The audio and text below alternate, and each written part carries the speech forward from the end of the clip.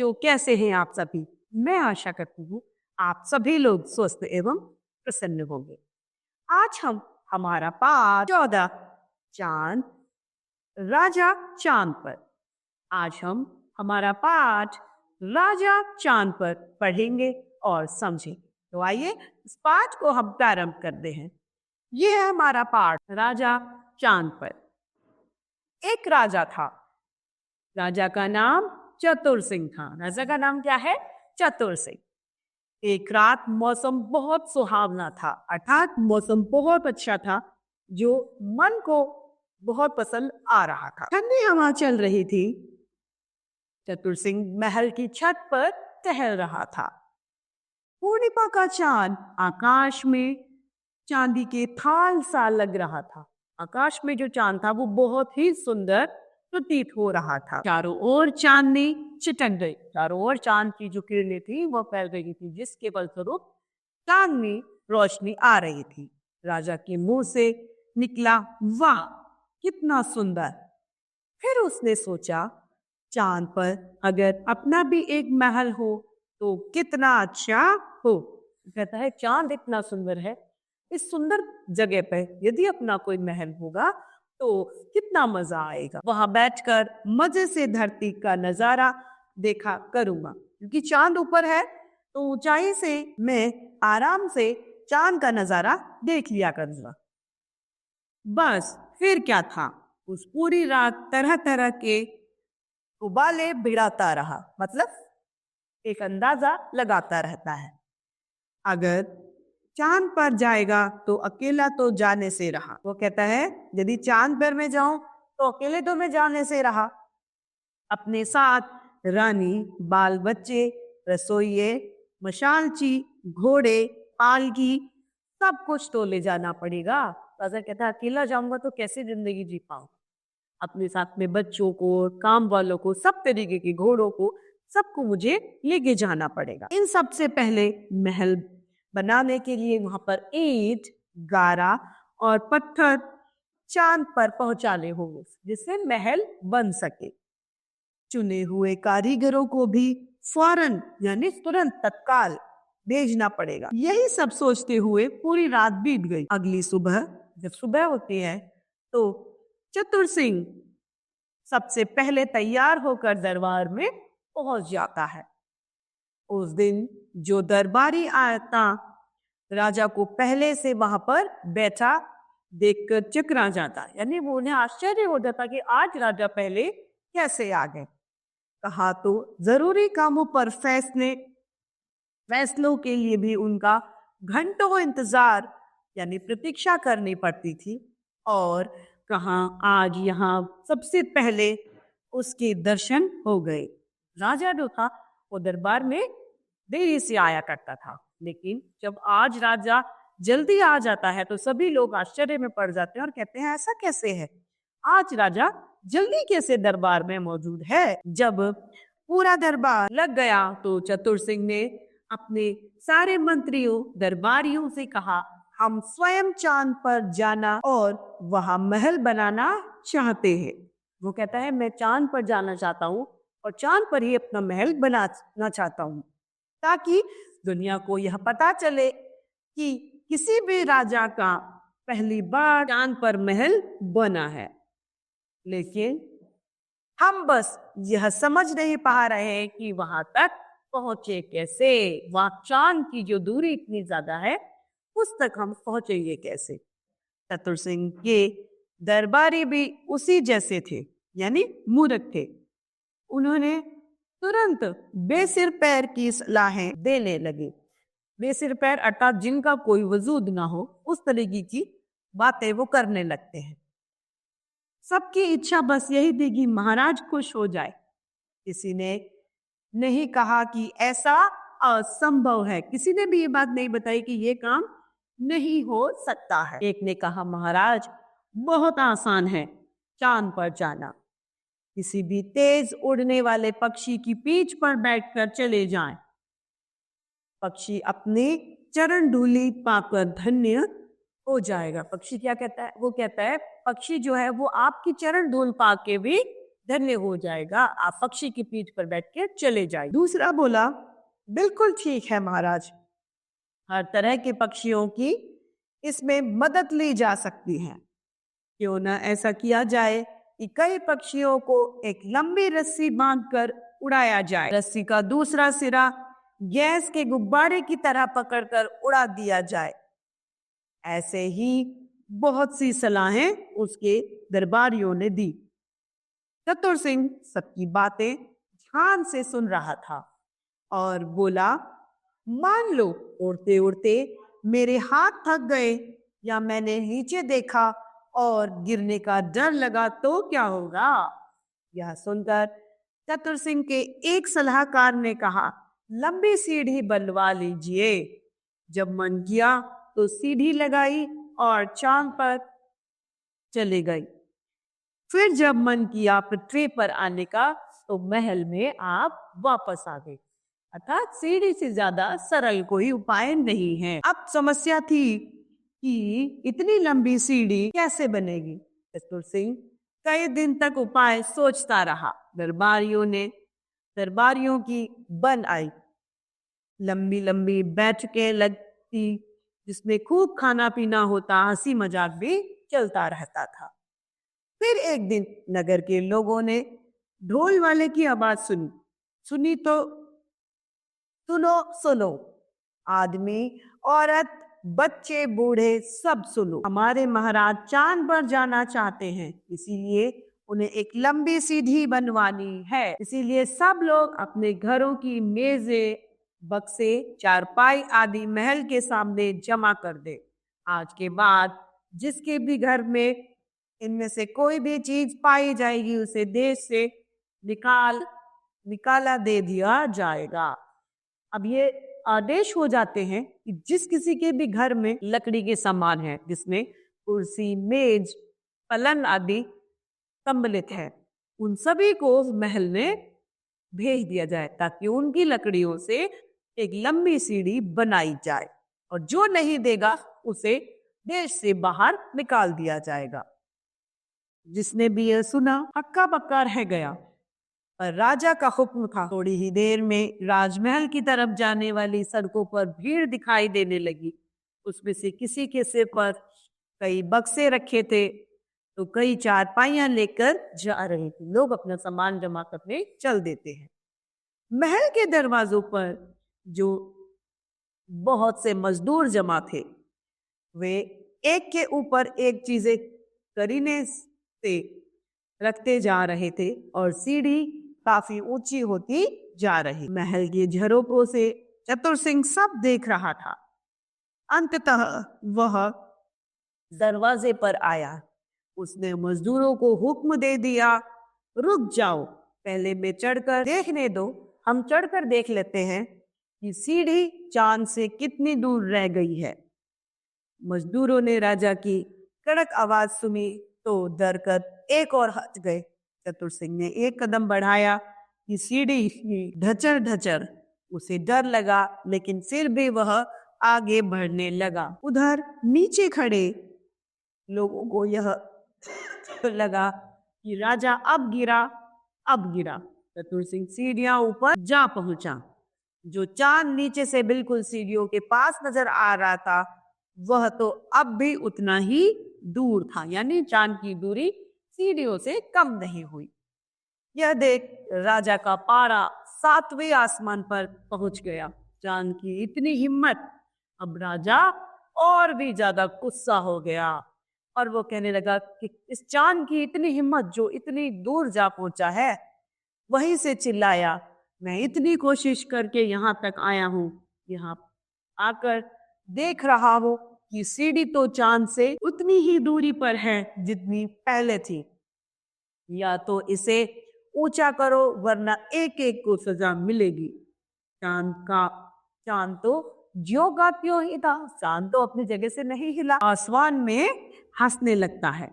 पर नीचे खड़े लोग बेचारे डर के मारे कांपने लगते हैं। वो सोचते हैं यदि महाराज चांद तक नहीं पहुंचे तो वो हमें सजा देंगे। उस वजह से उन्हें डर लगने लगता है।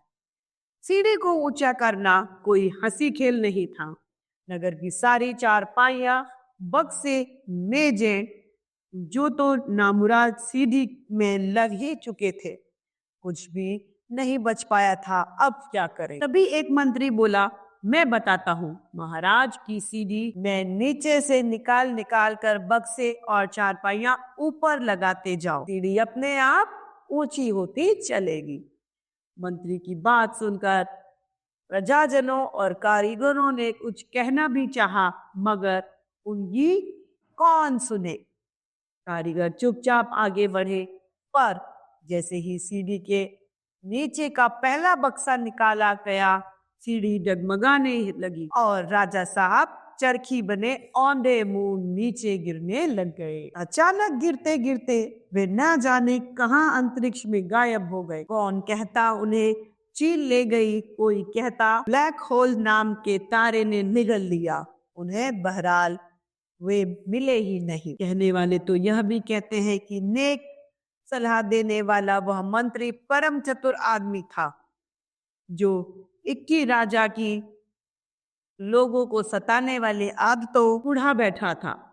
उसने मूर्ख राजा की सनक से प्रजा और दरबारियों को हमेशा के लिए छुटकारा दिला दिया। अब उसे तुम मूर्ख कहो या कहो चतुर, क्या फर्क पड़ता है।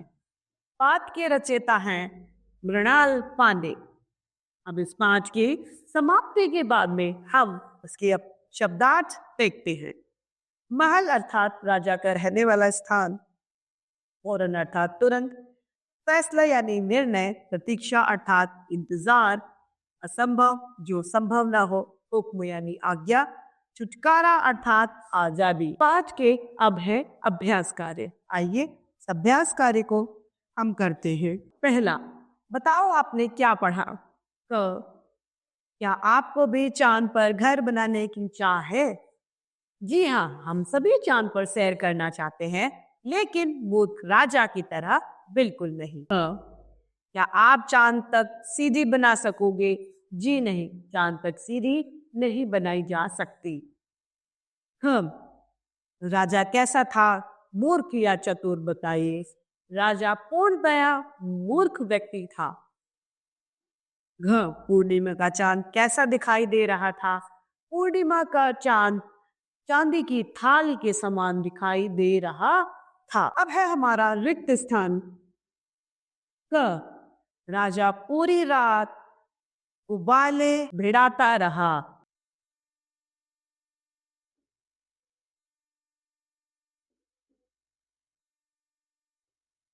दूसरा, चांद पर कारीगरों को रिक्त स्थान भेजना पड़ा।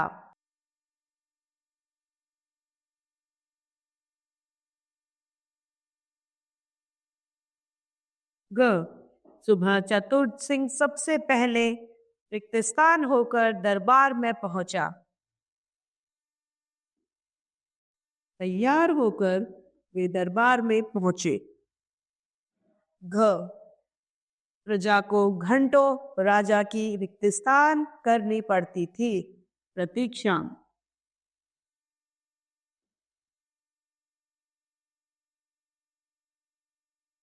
ड, गैस के रिक्त स्थान की तरह पकड़कर उड़ लिया जाए। गुब्बारे। प्रश्न दूसरा है, सही जोड़े बनाओ। राजा चतुर सिंह उबाले भिड़ाता रहा। ब्लैक होल तारा है। तारपाइया बक्से और रसोईया है मशालची। प्रश्न तीसरा, किसने किसने कहा। क, वाह कितना सुंदर चांद है।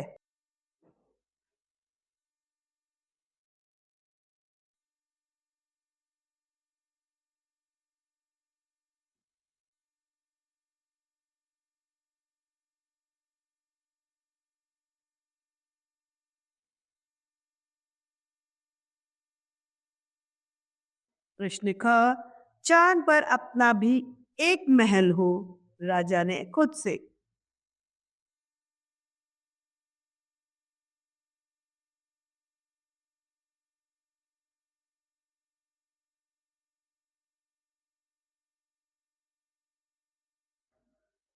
प्रश्न ग, पक्षी आपकी चरण धूलि पाकर धन्य हो जाएगा, मंत्री ने।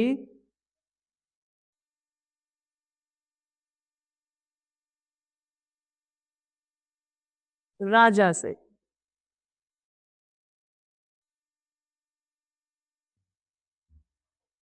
प्रश्न घ, मान लो उड़ते उड़ते मेरे हाथ थक गए तो, यह कहा, राजा ने।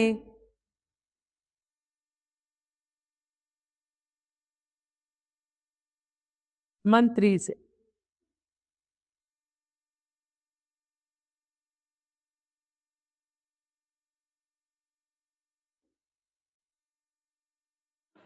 लंबी लंबी सीढ़ी बनवा लीजिए,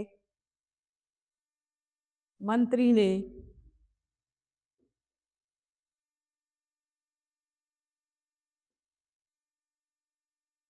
राजा से।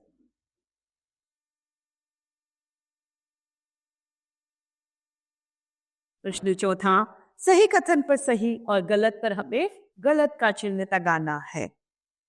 क, एक राम मौसम सुहावना था, गलत, एक रात मौसम सुहावना था। दूसरा, चतुर सिंह दरबार में सबसे पहले आ गया, जी हाँ। राजा चांद पर जाने की सोच रहा था, जी हाँ। अंत में राजा चांद पर पहुंच गया।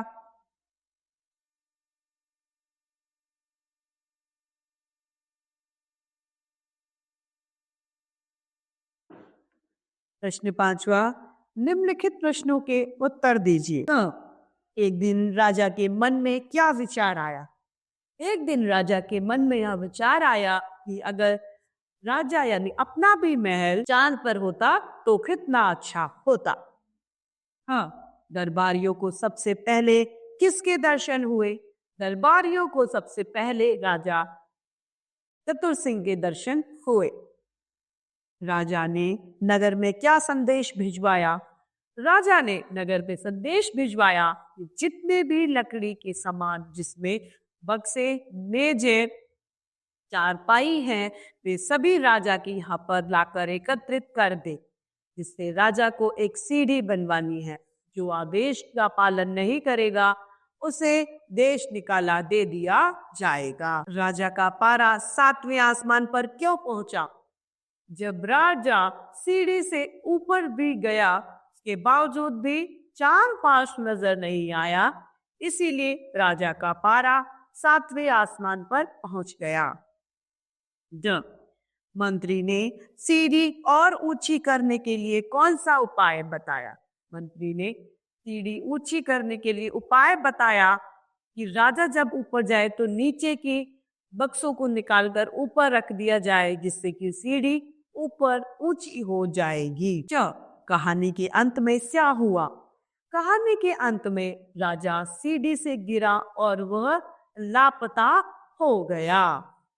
अब है हमारा बहुविकल्पीय प्रश्न, जिसमें हमें सही के सामने सही का चिन्ह लगाना है। पहला, राजा कौन था? राजा का नाम क्या था? चतुर सिंह, राम सिंह या भाल सिंह? चतुर सिंह। दूसरा, राजा कहाँ जाना चाहता था? चांद पर, तारों पर या आकाश में? वह चांद पर जाना चाहता था। तीसरा, अगली सुबह तैयार होकर चतुर सिंह कहाँ पहुंचा? दरबार में, खेत में या महल में? वह दरबार में पहुंच गया। चांद क्यों? ज्यों का त्यों क्या कर रहा था? हंस रहा था, रो रहा था या गा रहा था? वह हंस रहा। इस तरीके से हमारा यह पाठ समाप्त होता है। मैं आशा करती हूँ आप सभी लोगों को यह पाठ भली भांति रूप से समझ में आया होगा। तो आज के लिए इतना ही, फिर मिलते हैं। धन्यवाद।